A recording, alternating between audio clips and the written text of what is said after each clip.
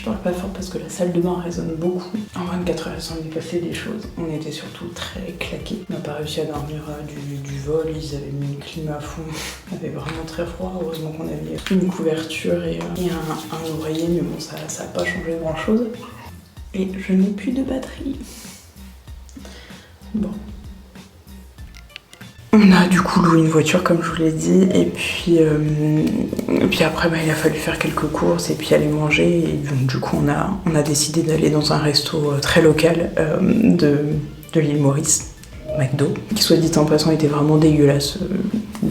Je pensais pas qu'on pouvait faire quelque chose d'aussi dégueulasse en termes de McDo. Enfin bon, il y avait que ça et on était vraiment claqués, donc on a été faire quelques courses, on est revenu et s'en est suivi pareil. Je pense que c'était la journée des repas dégueulasses. Je vous ai rien filmé parce que j'étais vraiment à l'ouest. J'ai réussi à faire un plat immangeable. Je ne dis pas que je réussis mes plats à chaque fois, mais en tout cas, là c'était vraiment hyper salé. On a fait des nouilles à la sauce soja, et sauf que la sauce soja n'est pas du tout la même qu'en France, et donc du coup elle était 10 fois plus salée qu'en France, et le plat était immangeable. On a essayé de le rattraper, mon chéri a réussi à le manger, pas moi, donc voilà, c'était un peu désastreux. Je suis partie me coucher en mangeant un petit paquet de dragibus et puis c'était bien. Bon, on a fait un coma de 14 heures. On a dormi 14 heures, on s'est réveillé le lendemain à midi. Nous voilà le soir, donc on a été se promener du coup à la plage là où on est actuellement. J'ai fait ce que je rêvais de faire, c'est-à-dire acheter un ananas au bord de la route et le déguster sur la plage. Et il était vraiment merveilleux. Donc là on prend notre douche et puis on va aller faire notre premier vrai resto et on va aller dans un restaurant spécialité mauricienne. Et là pour le coup, je commence à vous emmener avec moi parce que je suis un peu plus d'attaque et beaucoup moins fatiguée.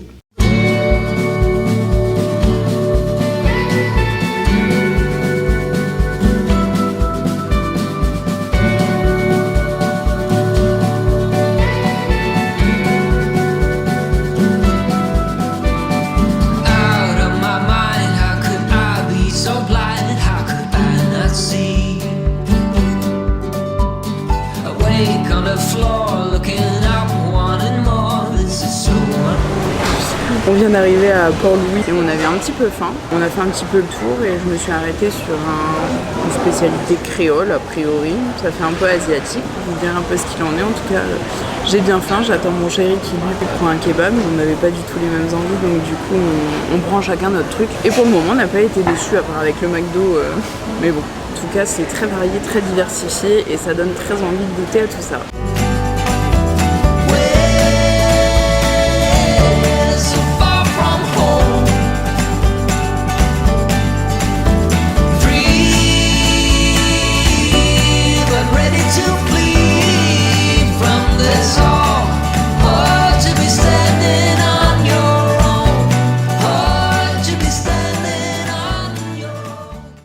Ça fait 6 jours qu'on est arrivé en vacances et comme je m'y attendais un petit peu, tout ce qui est sensation de faim, les envies, etc. C'est vraiment hyper aléatoire et ça n'a rien à voir avec le quotidien. Et c'est ça qui est plutôt pas mal en étant mangeur ou mangeuse régulée, c'est qu'on s'adapte et qu'on ne fait la majorité du temps en tout cas pas de plan pour pouvoir être sûr de trouver quelque chose, il n'y a pas d'anticipation, c'est vraiment au fil du temps. Les premiers jours ça a été un petit peu fouillis parce que les sensations de faim elles apparaissaient de manière très furtive. En fait j'étais tellement absorbée par ce qu'on était en train de faire, par la visite, par les paysages, par toutes nos activités. Je prêtais pas forcément attention à mes sensations, d'où l'intérêt d'être conscient et consciente de ce qu'on fait quand on le peut. C'était désagréable mais ça m'a pas dérangé, ça a duré une journée et demie, le temps que je m'adapte au rythme des vacances. Et finalement au fur et à mesure je me suis plutôt bien adaptée en fait. Comment on mange là-bas? La majorité du temps, on mange au restaurant, sur les petites bicoques en bord de plage. Ce qui est un peu plus embêtant, c'est vu que je mange pas de viande, pour trouver des plats sans viande et du coup s'adapter. Sinon, c'est vraiment en fonction de quand on a faim, quand on est dispo, quand c'est possible, en fonction des visites. Au niveau de la nourriture, je suis vraiment ravie parce que j'aime vraiment tout ce qui est nourriture asiatique. Et là-bas, il y a tellement de mélange de cultures que ça se ressent dans la nourriture. La majorité du temps, on prend pas de petit déjeuner, on part comme ça directement en fonction de ce qu'on a prévu sur la journée. Excepté ce matin où effectivement on n'a pas mis de réveil, on chill un petit peu plus aujourd'hui. On a eu envie d'un petit déjeuner avec ce qu'on avait à la maison. Ce matin, j'avais pas faim du tout, mais j'avais vraiment juste envie de manger, de savourer, de profiter du moment et du cadre aussi qu'on a. Donc voilà le résumé de ces quelques jours.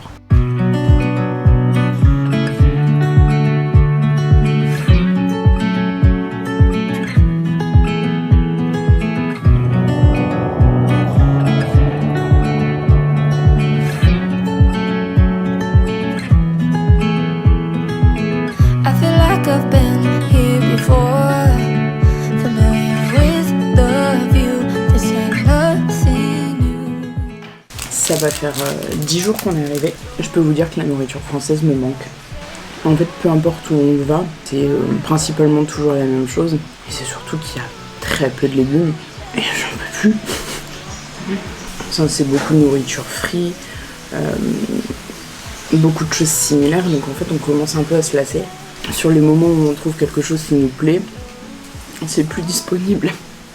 Donc on allie quand même pas mal de frustration alimentaire, mais bon, en soi, c'est largement gérable. Nous, on n'a plus de voiture en location sur ces prochains jours. On va en profiter pour se reposer, profiter de la maison, de la piscine, du soleil, de là où on est, parce que depuis le début, on bouge beaucoup. Et donc là, ça va peut-être être un petit peu plus simple au niveau alimentaire pour essayer de prévoir ou quoi. Par exemple, ce matin, on s'est levé à 10h et là, on mange seulement, il est midi et demi. Et je mange ce dont j'ai envie, c'est-à-dire j'avais envie d'un ananas, je me suis fait la moitié d'un ananas et puis quelques gâteaux parce qu'il y a plus que ça à la maison. Mais ça va être un peu plus simple pour pouvoir aller faire un peu plus de courses et donc du coup manger un petit peu plus ce qui nous donne envie. En ce qui concerne les sensations alimentaires que j'ai eues en début de séjour, c'est plus du tout le cas. Comme j'avais dit, je pense que c'était juste le temps de m'adapter, de m'habituer effectivement au rythme, à la nourriture, etc. Là, actuellement, vous voyez une vidéo d'une personne qui est mangeuse régulée, mais qui l'a pas toujours été, donc j'aimerais quand même faire passer un message. Culpabilisez pas par rapport à cette vidéo, par rapport au fait que je m'adapte plutôt bien, que je gère plutôt bien les frustrations, que je ne ressente pas le besoin de profiter au sens du terme, c'est les vacances, j'en profite et je mange beaucoup.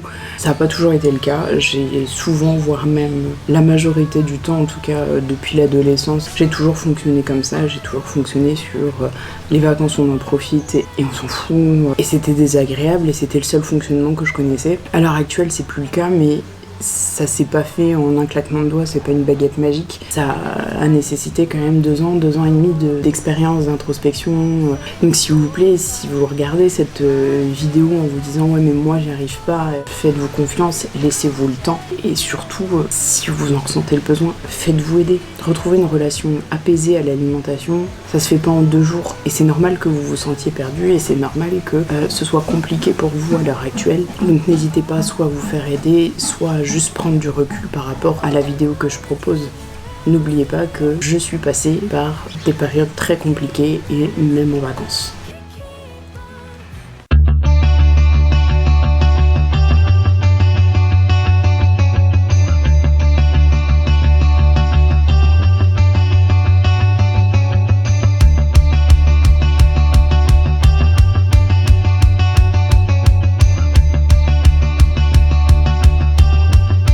Autre chose qui me revient en tête, souvent en retour de vacances, j'entends beaucoup « alors t'as pris combien pendant les vacances ?» Ça non plus je le saurais pas.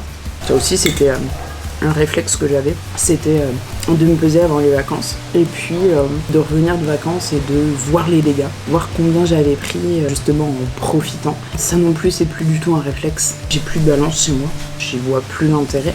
Mais c'est surtout que même si j'en avais une, je le ferais pas parce qu'en fait ça peut être totalement aléatoire. C'est plus quelque chose qui m'importe. Je suis beaucoup à l'écoute de mes sensations, de mes besoins, qu'ils soient physiques ou émotionnels. C'est ma seule ligne directrice qui est devenue naturelle. Et c'est pas quelque chose qui est dans la réflexion.